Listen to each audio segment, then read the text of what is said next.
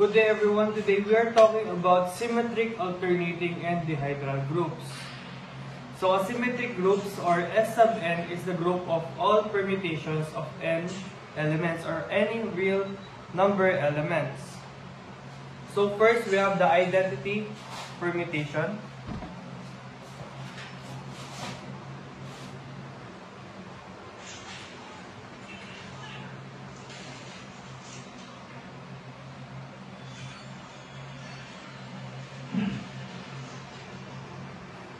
Here in identity permutation, leave all elements in their original positions.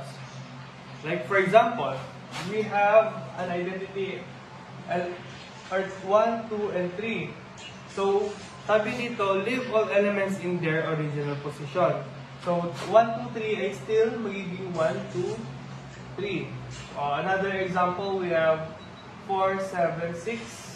So, 4, 7, 6 are still in their original position.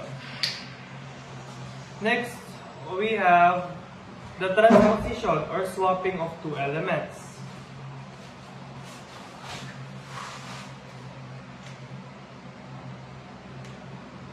Transposition. Nakikinig ka, class. So, yung transposition, sabi nga po dito, swapping of two elements.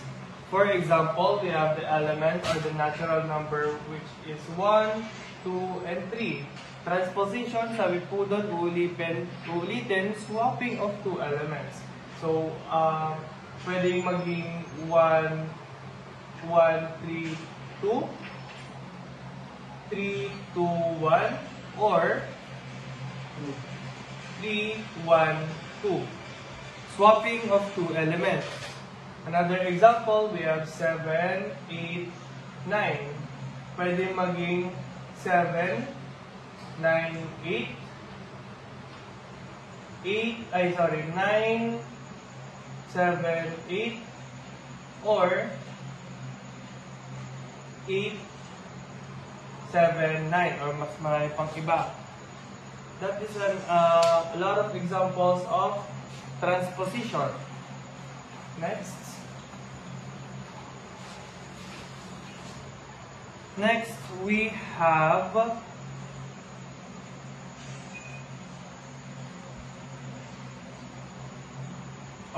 I will give another example or a brief kimpamparas of transposition or swapping of two elements.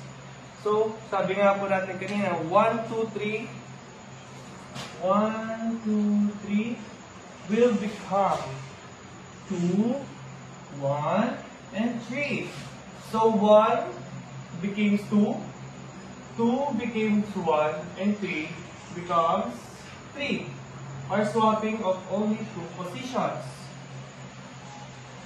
Next is another example which is 3, 2, and 1. What did we swap?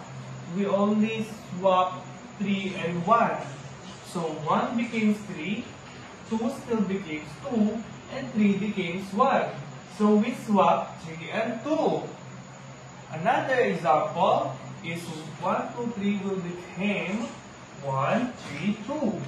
1, 3, 2. We swap number 2 and 3. So 1 still remains the same. 2 becomes 3, and 3 becomes 2. We swap 2 and 3. Next, we have the 3 cycles, or that involves all 3 elements rotating, or pagkabali-baliktad po ng tatlong numbers instead of 2 numbers. Here in rotating,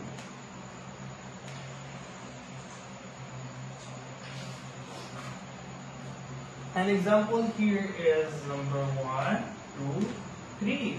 It will become 3, 2, 3, and 1. So, here as we can see,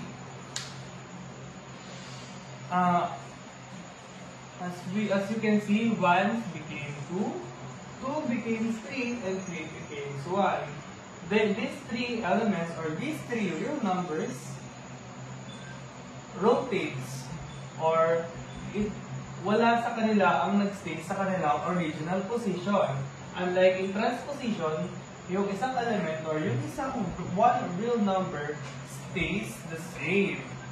So, another example here is 1 became 3, 3 becomes 2, and 2 becomes 1. So, ulit-ulitin ko lang po that these three real numbers or these three elements swap their position. None of them stays the same. Another example.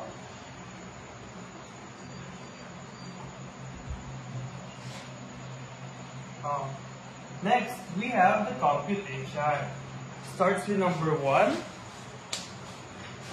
Have the computation. Computation.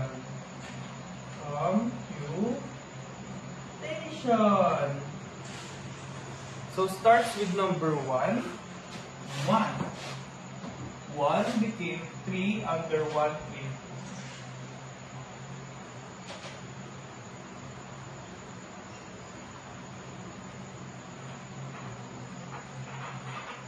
One, 3, 2. So 1 becomes 3. 3 becomes 1. So in 1, 2, 3, 1 becomes 1. So that is how we compute here in computation. Next, two-line notation. So here in two-line notations, I will, put it here in the screen. 1, 2, 3, shred. That is a two-line notation. Next, here in alternating groups.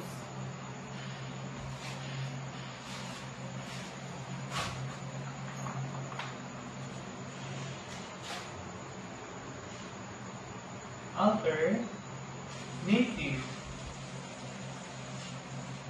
groups.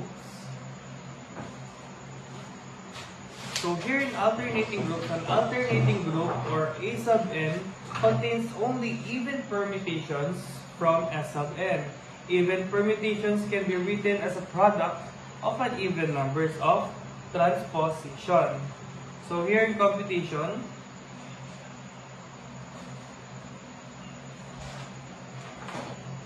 number 1 is 1, 2, 3 is equal to 1, 2, and 2, 3. So here, dalawang transpositions, which is dalawang transposition or hinati po natin sila sa dalawa. So it is even because sabi nga natin 1, 2 is an even number and it's not an odd number.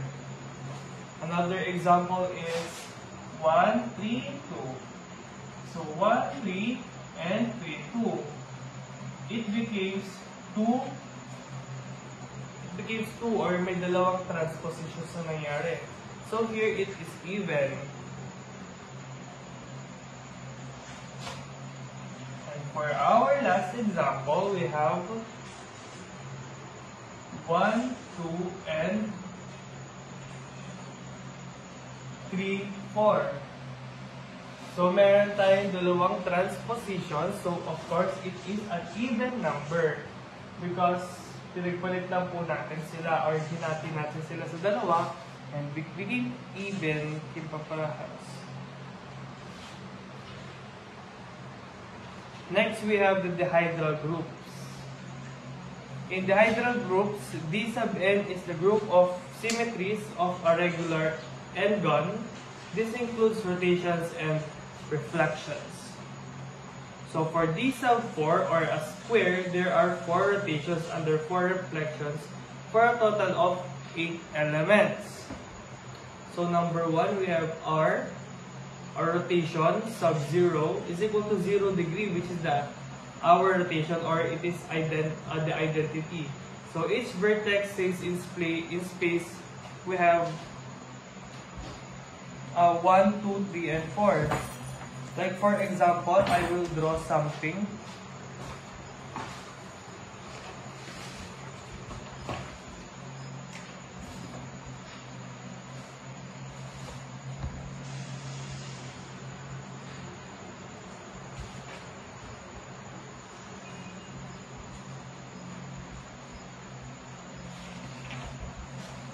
So here we have a square.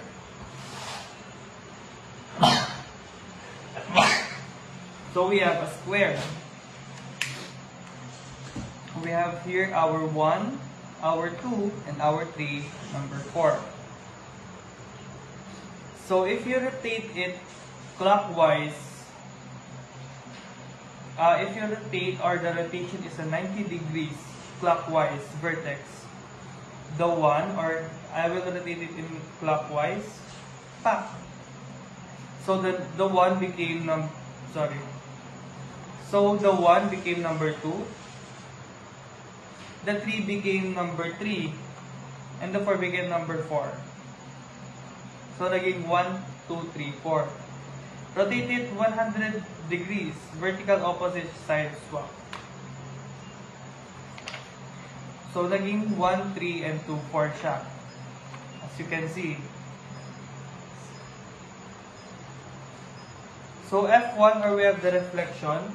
F sub 1 is equal to reflection over vertical axis. So 1 became 2, 3 became 4. So pag ganyan mo yan, yung reflection po niya is tak, ganun lang. Ganun lang po siya. Thank you for viewing my